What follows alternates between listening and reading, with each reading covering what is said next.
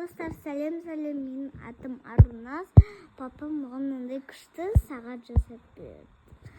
Мынау С тұрса, значит ол сағат. Ол сағатты көрсетеді. Например, сағат 1, сағат 2, сағат 4.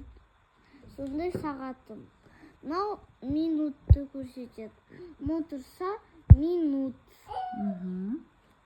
Вот. Давай, енді тест жасап көрейік, давай. Так, мынау сағат неше? Ну-ка, жұртасың. Жоқ, жұртпаймын.